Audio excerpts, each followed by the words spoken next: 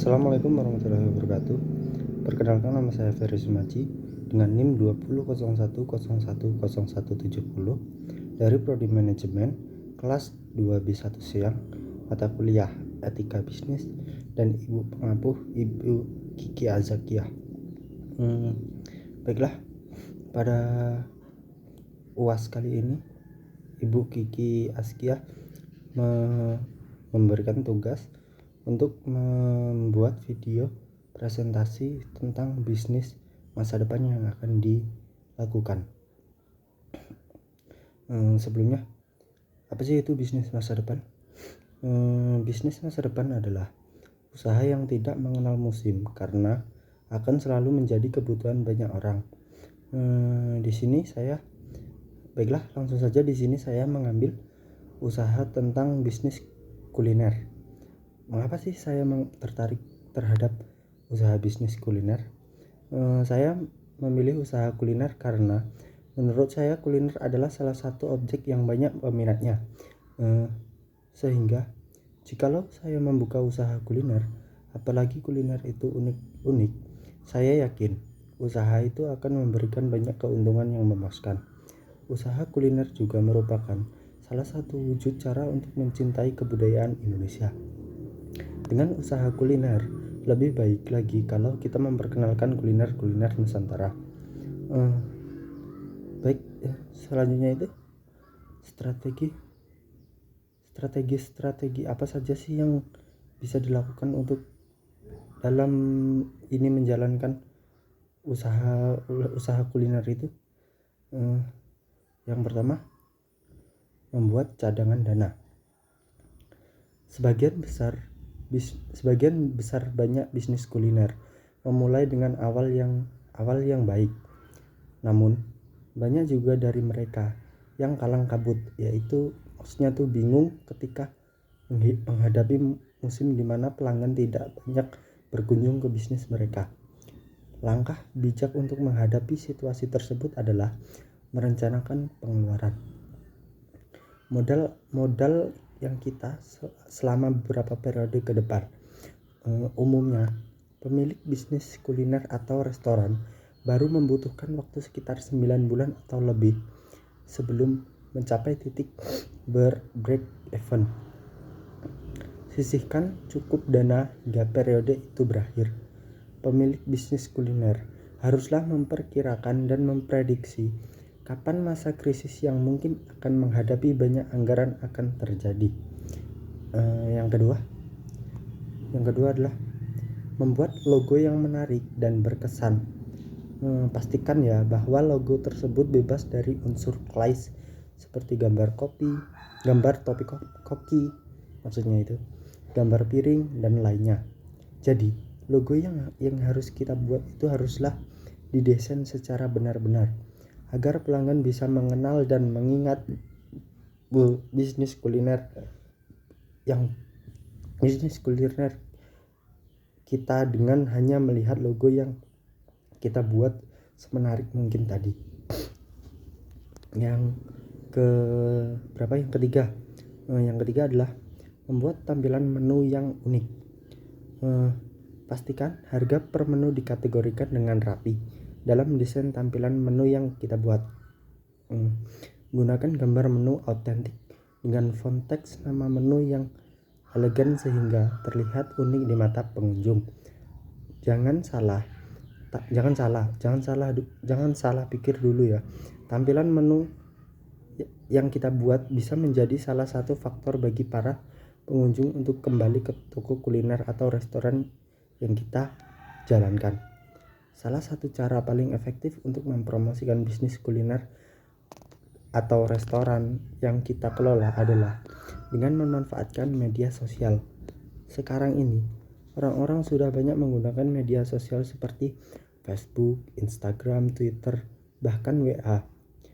Dari itu kita bisa memanfaatkan media-media sosial tersebut untuk mempromosikan berbagai macam olahan makanan dari yang kita lakukan, yang kita olah. Yang keempat selanjutnya adalah melakukan promosi secara agresif. Promosi agresif bisnis kuliner atau restoran baru yang kita buat sangat penting untuk mendapatkan pengakuan brand oleh publik. Dengan melakukan promosi secara agresif, orang-orang yang mengetahui bisnis kita akan penasaran dan ingin mengetahui lebih lanjut tentang bisnis kuliner yang kita jalankan. Dan sebenarnya, biaya bukanlah halangan utama bagi aktivitas promosi bisnis yang kita jalankan. Yang perlu kita lakukan adalah mengadopsi beberapa cara promosi lewat iklan dengan biaya murah dan cara-cara promosi hemat biaya lainnya. Yang selanjutnya, bagaimana sih cara agar usaha yang kita jalankan dapat bertahan pada masa pandemi seperti saat ini? Yang pertama adalah menerapkan sistem layanan delivery order. Dengan adanya layanan delivery order dapat membantu konsumen untuk mendapatkan produk yang diinginkan. Pemberlakuan social distancing membuat orang-orang untuk menetap di rumah saja dan tidak bisa melakukan transaksi pembelian makanan secara langsung. Maka dari itu, kita sebagai produsen atau pedagang harus membuat sistem penjualan baru seperti delivery order. Yang selanjutnya adalah mendaftarkan gerai makanan kita kepada mitra ojek online. Layanan ini pun bisa membantu usaha kita agar bisa tetap survive terhadap pembeli. Dengan menerapkan delivery order dan mendaftarkan ke gerai mitra ojek online, kita juga membantu driver ojek online memberikan mereka rezeki pada saat pandemi saat ini. Selanjutnya, buat variasi produk yang relevan bagi penyedia produk makanan. Maksudnya adalah kita perlu melakukan variasi produk yang relevan dengan perilaku baru masyarakat saat ini, seperti yang dilakukan oleh Malang Strudel yang men-switch produk roti untuk orang-orang di rumah. Kita bisa menyediakan menu bahan baku atau ready to cook sesuai dari menu yang ada di gerai makanan kita. Kita juga bisa menjual paket yang tinggal dimasak sendiri atau menjual bahan bakunya. Yang selanjutnya adalah menerapkan protokol kesehatan sesuai standar. Komunikasi kepada pelanggan, bagaimana tindakan perusahaan menghadapi pandemi COVID-19. Berbagai standar protokol kesehatan yang bisa diterapkan adalah pengantaran makanan tanpa kontak fisik dengan pembeli, meminimalisir transaksi uang, pemeriksaan suhu tubuh saat memasuki gerai, menerapkan physical distancing saat mengantri makanan setidaknya 2 meter, memberikan bukti cek suhu tubuh, koki atau pengantar makanan dan lainnya. Baik, dari materi tentang usaha di masa depan ini dapat saya ambil kesimpulan adalah masa depan sudah ada di sini dan itu menjadi milik setiap pembuat keputusan cepat. Jika kita belum bergerak dengan kecepatan yang sama dengan kemajuan teknologi dan dalam arah yang sama dengan dunia, kita bisa saja tertinggal atau kehabisan peluang bisnis.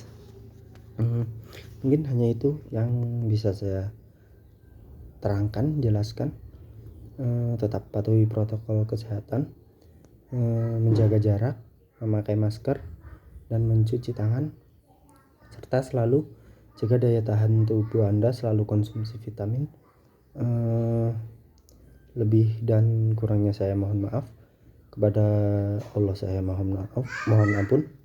Billahi taufik wal hidayah. Wassalamualaikum warahmatullahi wabarakatuh. Terima kasih.